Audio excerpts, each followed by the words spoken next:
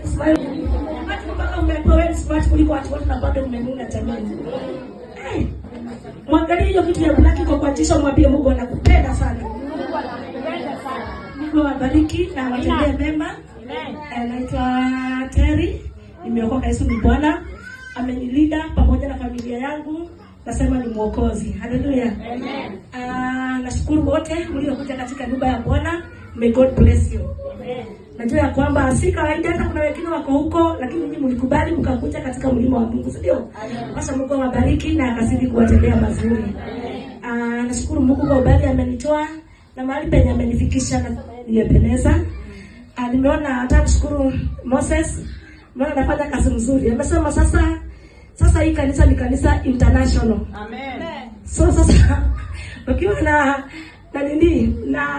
television yako utakuwa una search pale kwa YouTube. Sasa ile mahubiri yote, hata sijui kama mlishukua ya baba wa Mboga na ametuhubiria vizuri asubuhi. Hiyo mahubiri imekuwa mzuri. Amesema tabu wakati wa kina Nuhu, wakati wa kina Abraham, walikuwa wanaita Mungu wa mbinguni, walikuwa wanamuita baba. Na mpaka sasa hivi bado hajasema atumuiti kuka. Kila mtu ni baba. Anasema kila mtu ni baba. Hiyo mafundisho ilikuwa mzuri. Na imani sasa hiyo mahubiri yote ilipotelea chini. Si pia tungekuwa kwa YouTube. Watu wanajua, utaona bado tumesonga. Ambia jirani yako na tunasonga. Na tutasonga kabisa. Katika jina la Yesu. Mimi sitasimama kuhubiri. Mimi niko tu na dakika 10 peke yake. Mimi nimesimama kutabiri. So kama unakojea nihubiri, mimi leo sihubiri by the way. Leo nimesimama tu nikaweza kutabiria maisha yako. Kwa sababu nimejaribu, sijui nasikia Mungu ananiambia hapana. Leo ni kutabiri. Kama umegojea kutabiriwa, piga Yesu makofi mazuri.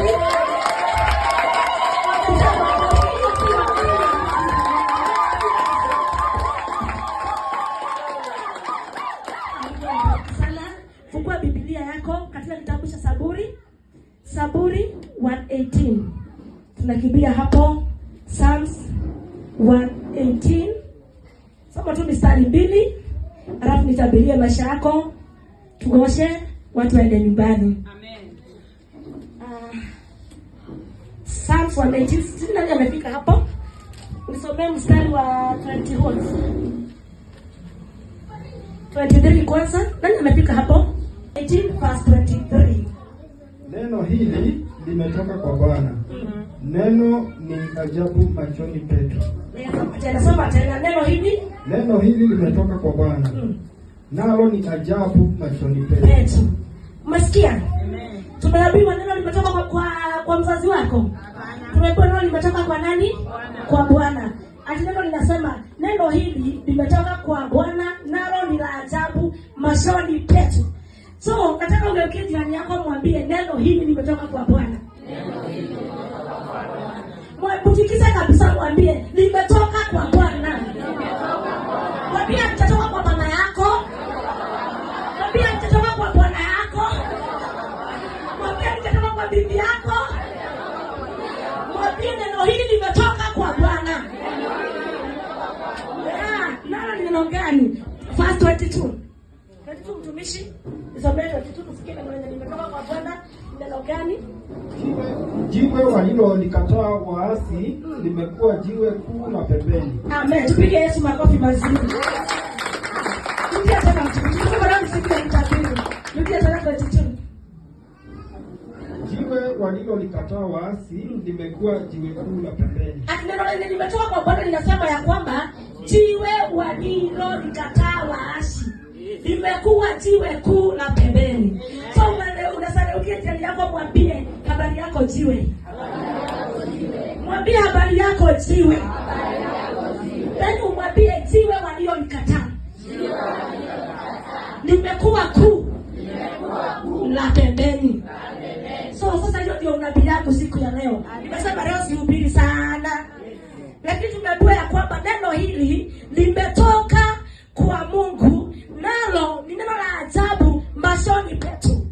Na neno hili linasema ya kwamba mtumishi, jiwe walilolikataa ingali lile giwo. Najua ya kwamba wewe ni jiwe siku ya leo. Najua ya kwamba jiwe, nani wao wanatumia mawe kujenga? Si ni mafundi. Na nani aliumba jiwe?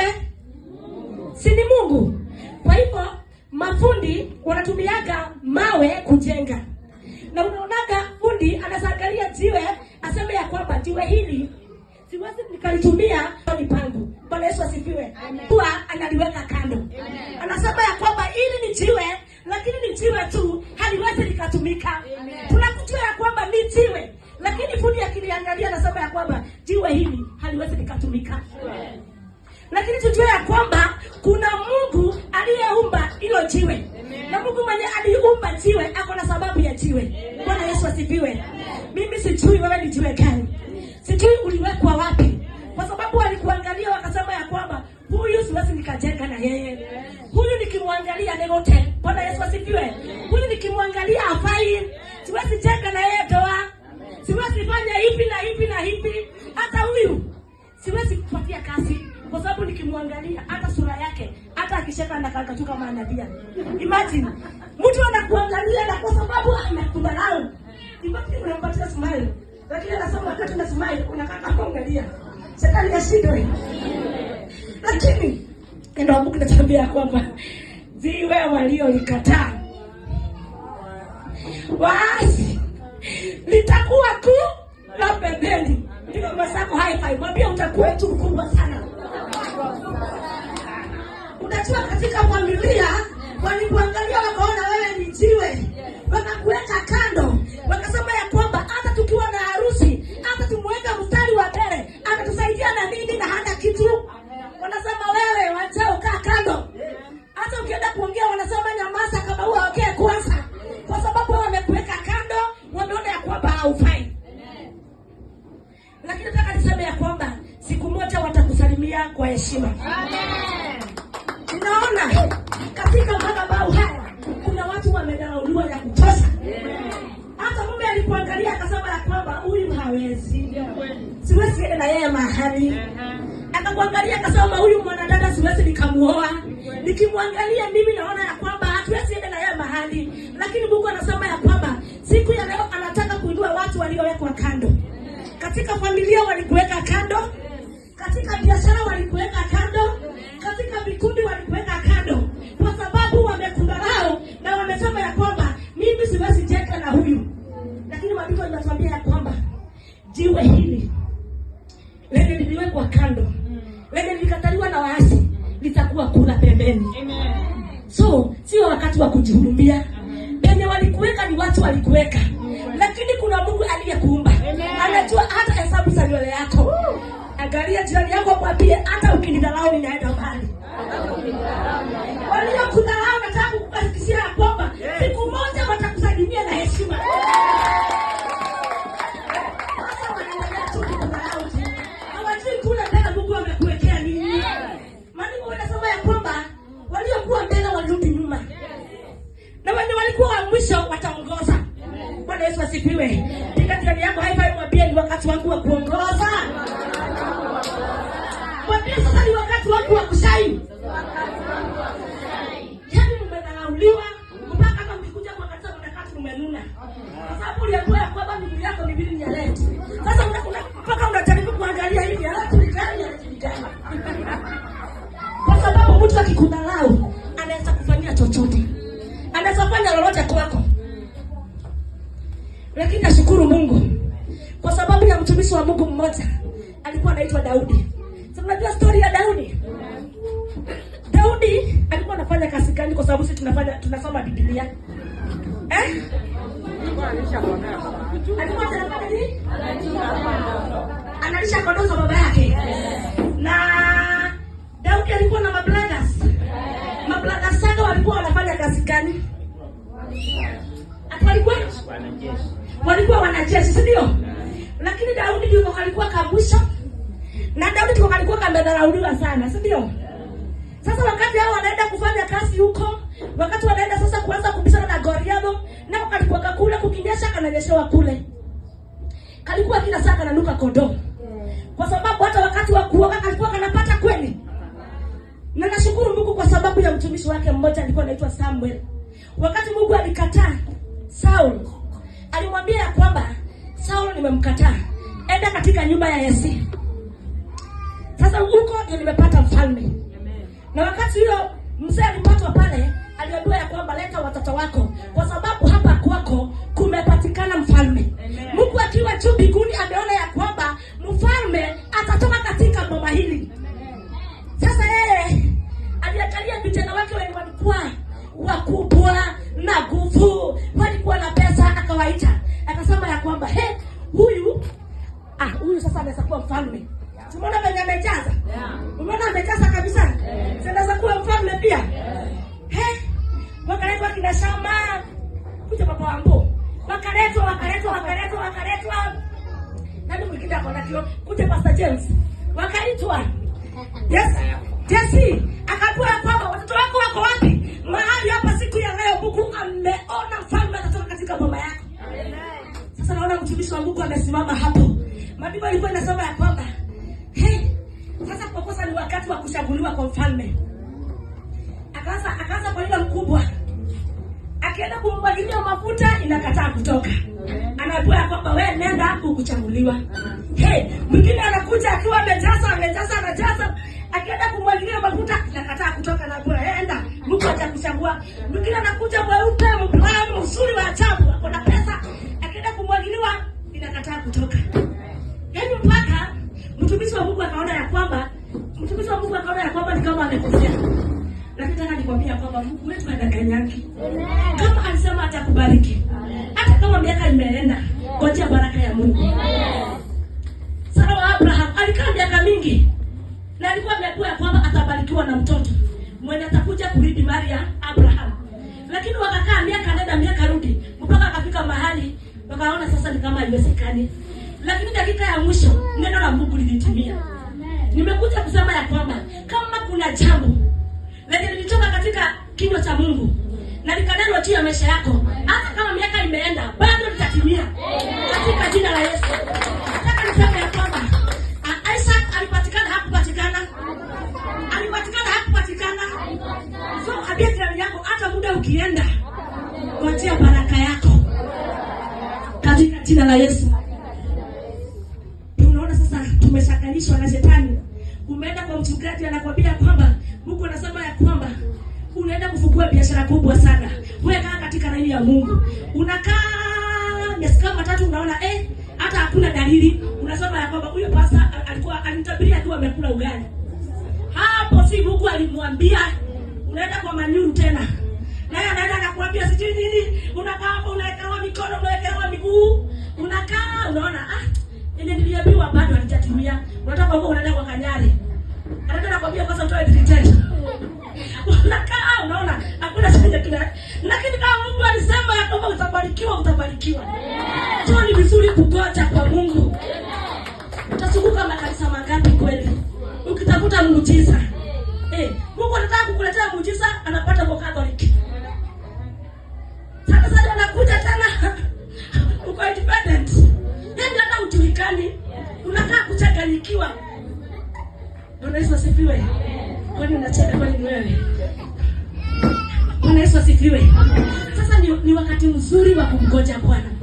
Na kama Mungu alisema anaenda kubadilisha maisha yako, sio wakati wa kuomboleza, sio wakati wa kulia, ni wakati wa kugojea Mungu. Bwana Yesu asifiwe. Atejiwe waliolikataa. Simuona mpaka Yesu akasema ya kwamba, mpaka mtumishi wa Mungu Samuel akasema ya kwamba yani katika hii nyumba yako kwani nilikosea? Hakuna mtoto mwingine katika hii nyumba. Wakasema kako, si yako, kako. Lakini kako huko mbali. Lakini akasema ya kwamba hatutakaa chini mpaka kale. Ona jiwe waliolikataa. Sasa wakawa tu wamesimama. Mpaka huyo ako kajamaa kakaletwa. Kuja mtumishi, kuja.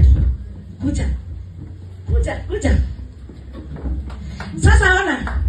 Si tuliona watu wenye walikuwa wameletwa wenye walikuwa. Sasa nitasema aje? Si unaona sasa tulikuwa na majitu hapa. Walikuwa wamejaza kweli. Lakini hao Mungu hapo amewachagua. Mungu alikuwa anataka kajiwe kenye kalikuwa kamekataliwa. Kenye kalikuwa hakana maana. Kenye akajawahi heshimiwa. Mungu akasema sasa wakati wake umefika. Wakasema ya kwamba katafutwe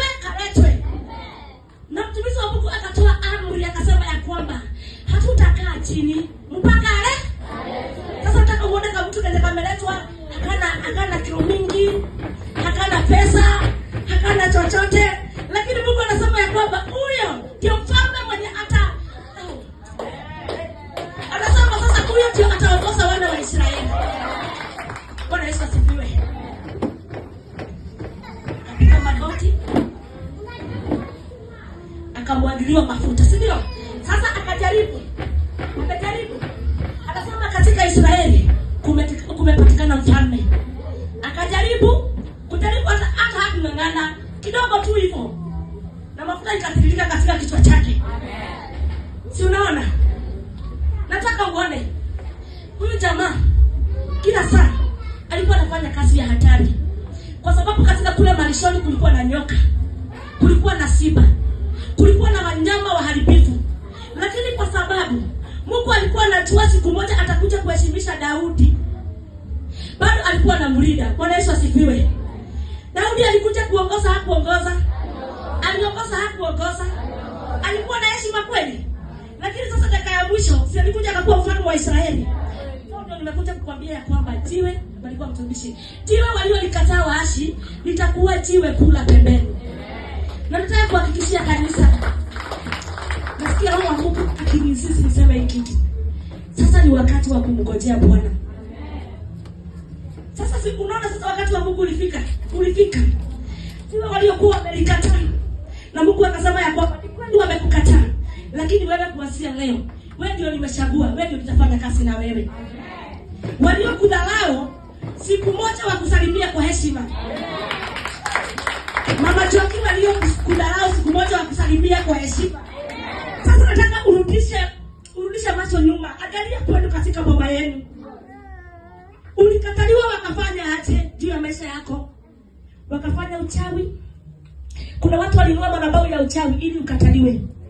Kuna watu walikataliwa bure. Kwa sababu kuna mtu aliona ya kwamba venye dada fulani anaendelea hivi atakuja kutajirika. Akishikilia huyo jamaa hivi watakuwa na maplot, watakuwa na magari. Wakaenda wakainua madhabahu ya majini, wakainua madhabahu ya uchawi. Kuanzia hapo ukaanza kukataliwa.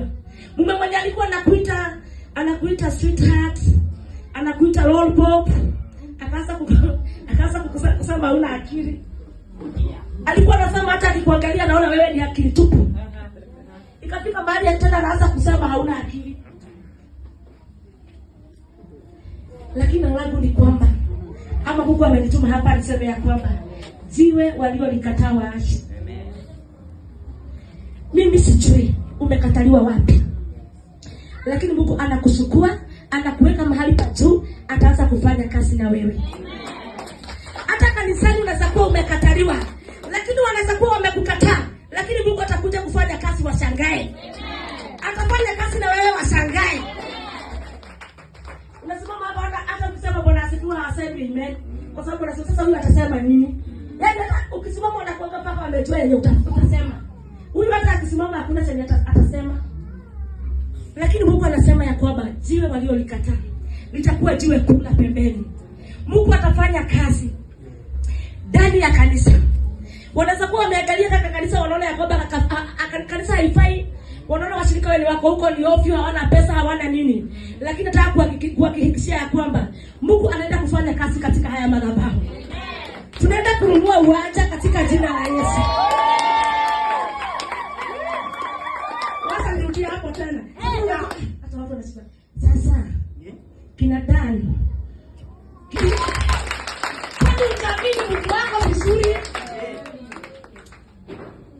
Daudi nyamenya tendo Timoto letana babi Anakana wote wa barare Hota ni umaga kweka